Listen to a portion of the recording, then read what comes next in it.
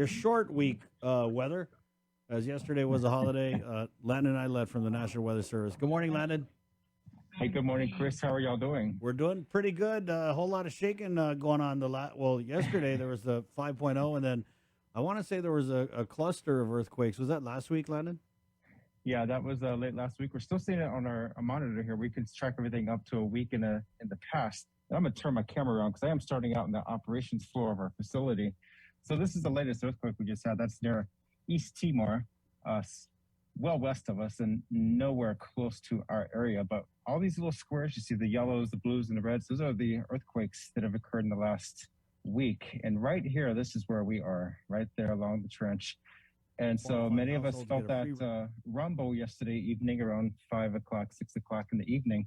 I was walking through the house and I heard it more than I felt it, but I could still see things vibrating and shaking gradually in the house. And so we had a lot of calls into our office as well as on our social media page and through the Homeland Security chats. But we had that 5.0 earthquake just off of Jigo, very close to the island. So no doubt people felt it across the island. And then last week we had that cluster of earthquakes right there in the trench, a number of small shakes down there.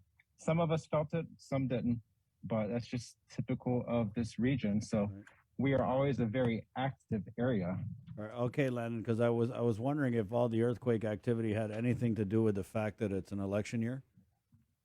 Well, sometimes elections can have an effect on it. People get upset and they start pounding their feet. That happens from time to time. So, but we'll see how things come around November. So I'm going into the chaos that is my office right now. It's just pieces and papers and stuff everywhere right now. So the main story we're looking at right now for the week ahead of us, other than watch out for those earthquakes. And again, earthquakes, we don't forecast those. Right. You have to be prepared for those because they can come without warning, and you're either prepared or you're not. And so that's just a general posturing that we have to have in the Mariana Islands, is that disasters can strike with little or no warning, whether it's typhoons, tropical cyclones, flash floods, or earthquakes. So always have a general state of preparedness in your house. So looking ahead for the week, it's going to be a pretty dry, breezy week ahead of us. And that's going to be a problem, especially for the fire weather danger, because we are in a fire weather watch. We issued that yesterday evening because of the ongoing dry conditions that we've had the last couple of weeks, plus the strong winds, the drier atmosphere, vegetation's drying out. So we have a increasing fire danger threats to the island. So if you're driving anywhere near South and Central Guam, you have seen some fires burning from time to time. And so there's a few showers out there, not too much over the island, but to our east and southeast, we do have some showers pushing over. We might see a few sprinkles and light rain from time to time today, but certainly nothing to accumulate or mitigate the wildfire threat. Farther across the region, very dry, just some spotty showers across the Mariana Islands. And then to our north, that's our next shear line, very fragmented. It will eventually make its way down over the CNMI and toward Guam, but certainly not a rain producer, as we're expecting no more than about an inch of rain over the next 10 days. That's very dry, and we are running dry for the month so far. So go ahead and cue up the slides, and we'll go right into the show. So again, breezy with spotty light showers to start off the day, and then drier for the next couple of days. But we could see some showers with that shear line as it weakens and approaches our area. The risk of rim currents remains high along east-facing reefs. The Guam fire danger is high.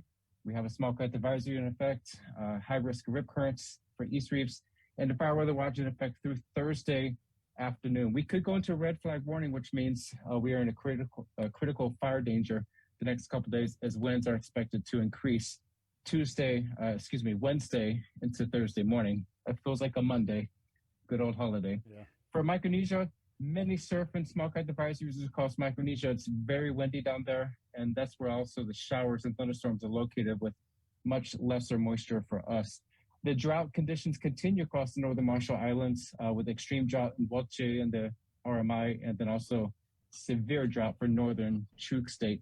The next slide, I just want to highlight that we are hiring for 2 summer positions in our office. So if you've ever wondered what it's like to work in the National Weather Service, this is your chance. And we really want to have a strong showing of applications from across Guam and the CNMI, because we really want to hire local and give that local perspective to people that's in high school or college across the region to get that experience into a career in math and science and meteorology to be in our office. So that's a 2-month position set for this summer.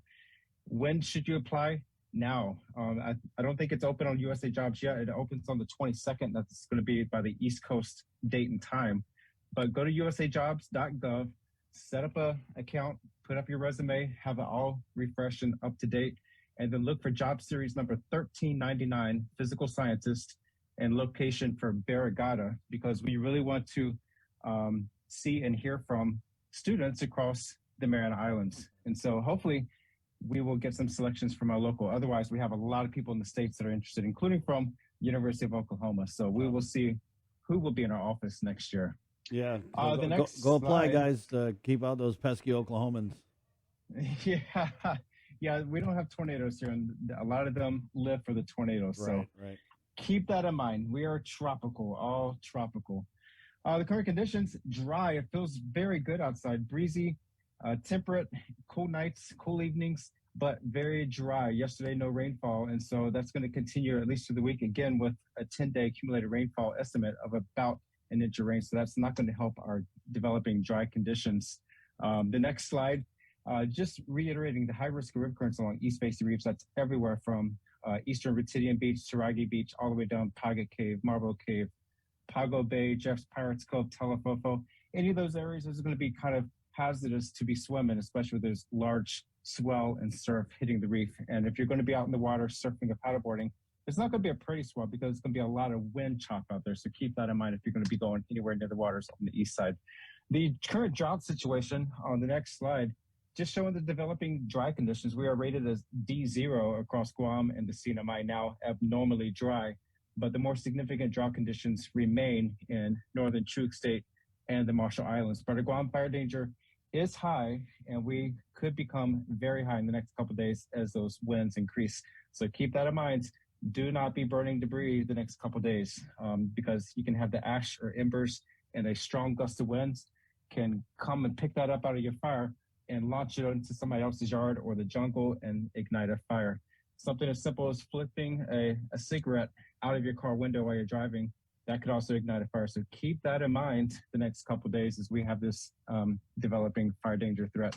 The next slide showing the polar orbiting winds over the open water, very windy from Guam to Yap to Palau, generating this hazardous seas and surf. Remember, we had that rower making the world record trek from California to Hong Kong. Yeah. He's in the middle of that. So we're looking at seas combined between 10 and 12 feet. Whoa. So he is on the expressway of winds.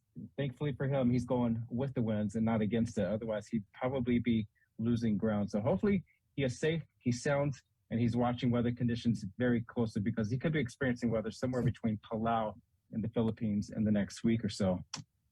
The next slide showing the sea conditions. Seas are bumping upwards over the next couple of days as those winds increase Wednesday into Thursday. So watch out there if you're going to be in the waters. Small craft advisory is in effect through the weekend, and the Retidian buoy is up and running and operational. They did redeploy that buoy finally, so we are getting that data. So mariners out there, go to the buoy page. You can check out EPAN and Retidian buoys. And for the week ahead, very dry, partly to mostly sunny today with isolated showers, and that's going to continue at least through midweek with combined seas of 8 to 11 feet. Isolated showers still. That shear line could give us a little bit of a pulse of extra moisture the next 48 hours, but we're not going to be talking about much in the way of rainfall for accumulation. So very dry week, windy, and keep it safe when it comes to any fires or burning. Just avoid it altogether to be safe. Wow, a whole lot of information. Landon, I got to go back to this fire danger rating. Now, you're absolutely positive it has nothing to do with the increase in hot air because it's an election year? No, that would be urban heat island. Okay. Got it. Hey, Landon, appreciate it. And so an inch of rain in the next 10 days, that means if we do get a little bit, it's going to be, just a quick shower and that's it?